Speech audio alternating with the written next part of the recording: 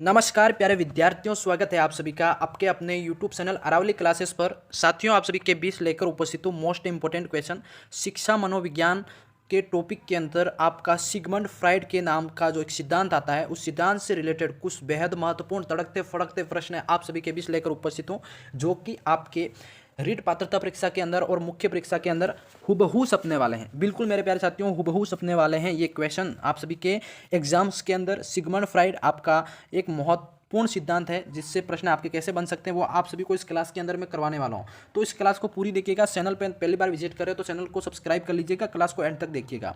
देखो, चलिए शुरू करते हैं आज की क्लास। प्रश्न फर्स्ट आपके सामने है, कौन सा सिद्धांत व्यक्त करता है कि मानव मस्तिष्क एक बर्फ की चट्टान के समान है जो कि अधिकांशतः सिपी रहती है। बताओ प्यारे साथियों, ऐसा कौन सा सिद्धांत ये बताता भाई कि आपका एक मस्तिष्क बर्फ की चट्टान के समान है जो अधिकांश सिपा रहता है। ये बात तो सही है, सिपा रहता है, पर ये कौन सा सिद्धांत कहता है? गुण सिद्धांत कहता है, प्रकार सिद्धांत कहता है, मनोविश्लेषणात्मक सिद्धांत कहता है, या फिर व्यवहारवादी सिद्धांत कहता है? प्यारे साथियों, जल्दी से फटाफट कमेंट में आंसर बता दीजिएगा। बिल्कुल इसमें आपका राइट है, वो आपका हो जाएगा मनोविश्लेषणात्मक सिद्धांत, यानी कि आपका ये थर्ड वाला आंसर मोस्ट इंपोर्टेंट राइट हो जाएगा। साथियों, जिससे क्वेश्चन करवा रहा हूँ साथ साथ में क्या करेंगे, कमेंट करते रहेंगे, इसको नोट करते रहेंगे और साथ साथ में लिखते रहेंगे, ठीक है। हाँ, अब अगला क्वेश्चन को पढ़ेंगे। अगला क्वेश्चन आपका सेकंड पूछा गया, बहुत ही इंपॉर्टेंट प्रश्न है कि जिन इच्छाओं की पूर्ति नहीं होती है, हाँ नहीं होती है, उनका भंडार गृह निम्न में से कौन सा है? बताओ जल्दी से। बिल्कुल इसका राइट हो जाएगा ईदम। ईदम यानी कि ये आपका भंडार गृह ईदम होता है, ठीक है। हाँ, तो आपका फर्स्ट आपका करेक्ट राइट हो जाएगा। अगला क्वेश्चन आपका थर्ड है, ध्यान से प्रश्न को पढ़ो फिर आंसर देना है। प्रश्न आपका थर्ड क्या है? देखो, प्रश्न थर्ड आपका पूछा गया, बहुत ही इंपॉर्टेंट। एक मिनट, थोड़ा उसको सेट कर देते हैं। प्रश्न थर्ड है आपका कि फ्राइड का मत था कि स्वप्न का उद्देश्य क्या क्या होना चाहिए? जल्दी से बताइए। स्वप्न का उद्देश्य आपका इच्छाओं की पूर्ति करना। क्या हो जाएगा? स्वप्न का उद्देश्य हो जाएगा इच्छाओं की पूर्ति करना। ये इन्होंने फ्राइड के मत में बताया है।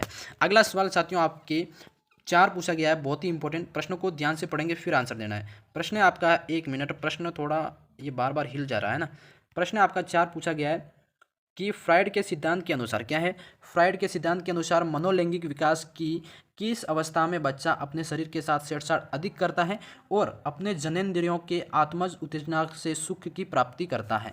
तो प्यारे साथियों, इसमें करेक्ट आंसर बताना है आपका। वो करेक्ट है, लिंग प्रधान अवस्था के अंदर बच्चा सबसे ज़्यादा छेड़छाड़ करता है, यानी कि सेकंड वाला ऑप्शन आपका मोस्ट इंपोर्टेंट राइट हो जाएगा। अगला सवाल पांचवा है, ध्यान से प्रश्न पांचवा पढ़िएगा। प्रश्न है आपका, मनोविश्लेषणवादी सिद्धांत के प्रतिपादक कौन है? मनोविश्लेषणवादी सिद्धांत के प्रतिपादक हैं आपके फ्राइड।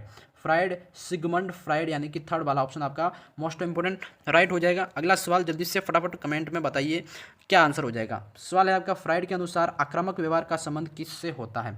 फ्राइड के अनुसार कि भाई आक्रामक व्यवहार होता है, उसका संबंध किससे होता है? बिल्कुल इसका राइट हो जाएगा मृत्यु मूल प्रवृत्ति से। किससे? मृत्यु मूल प्रवृत्ति से इसका राइट हो जाएगा। थर्ड वाला ऑप्शन करेक्ट हो जाएगा, मोस्ट इंपोर्टेंट। अगला सवाल आपका सातवां पूछा गया। देखो, सातवां ध्यान से पढ़ेंगे। निम्न में से व्यवहारवादी नहीं है। निम्न में से कौन व्यवहारवादी नहीं है? वो आपका हो जाएगा इसमें सिगमंड फ्राइड। कौन सा? ये फोर्थ ऑप्शन आपका राइट हो जाएगा, ये आपके व्यवहारवादी नहीं है, ठीक है। अगला सवाल आप सभी का आठवां पूछा गया है इसमें कि मनोविश्लेषणवादी संप्रदाय का प्रतिपादन किसने किया?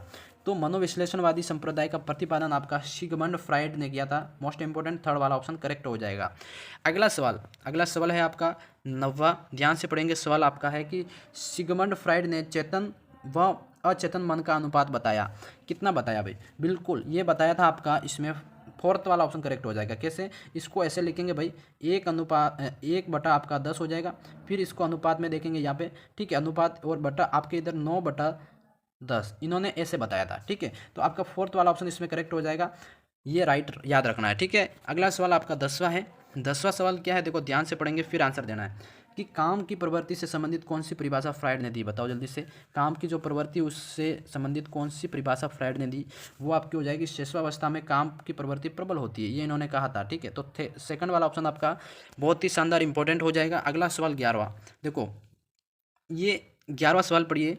फ्राइड ने बाल्यावस्था से संबंधित कौन सी परिभाषा दी? फ्राइड ने बाल्यावस्था से संबंधित कौन सी परिभाषा दी? तो बाल्यावस्था का निर्माण का काल, बताओ जल्दी से। बाल्य अवस्था निर्माण का एक काल है, किसका, निर्माण का एक काल है। फोर्थ ऑप्शन आपका मोस्ट इंपोर्टेंट राइट हो जाएगा।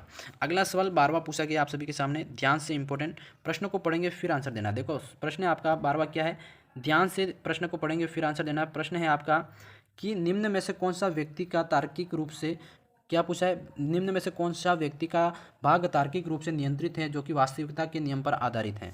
तो साथियों वो है आपका अहम, अहम यानी कि सेकंड वाला ऑप्शन मोस्ट इंपोर्टेंट राइट हो जाएगा। ठीक है। हाँ अब अगला सवाल आपका 13वां पूछा गया, ध्यान से प्रश्न को पढ़ेंगे फिर आंसर देना है। प्रश्न आपका 13वां है, प्रश्न 13वां पढ़ो, देखो जल्दी से। देखो फ्राइड के अनुसार अवस्था में कामेक्षाएं सापेक्ष रूप से निष्क्रिय रहती है। किस अवस्था में, कौन सी अवस्था के अंदर जो काम की इच्छाएं हैं वो सापेक्ष रूप से निष्क्रिय रहती हैं, तो वो हो जाएगी प्रसुप्ति के समय, यानी कि प्रसुप्ति दुख दर्द के समय, यानी कि फोर्थ वाला ऑप्शन आपका राइट हो जाएगा। अगला सवाल आप सभी के सामने है साथियों। हाँ 14वां प्रश्न है आपका, पूछा गया है कि निम्न में से कौन सा हमारे इंद्रिय सुख की इच्छाओं का भंडार गृह है।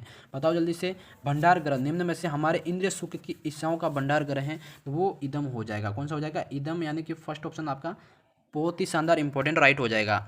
अगला सवाल आप सभी के बीच 15वां पूछा गया है, ध्यान से प्रश्न को पढ़ो। देखो मनोविश्लेषण का मानना है कि एक प्राथमिक साधन है, मनोविश्लेषण का मानना है कि एक प्राथमिक साधन है जिसके द्वारा ईगो आईडी पर आच्छाद रखता है या कहलाता है।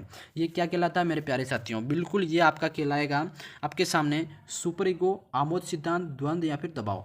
मेरे प्यारे साथियों ये आपका कहलाएगा दबाव। क्या कहलाएगा, दबाव, यानी कि फोर्थ ऑप्शन आपका मोस्ट इंपोर्टेंट राइट हो जाएगा। आज की क्लास के अंदर टोटल मैंने 15 क्वेश्चन कराए। कितने, 15 क्वेश्चन कराए। आपको ये क्वेश्चन कैसे लगे कमेंट में जरूर बताइए। क्लास को पूरी देखना। मैं मिलता हूँ नेक्स्ट क्लास में, तब तक के लिए जय हिंद जय भारत दोस्तों।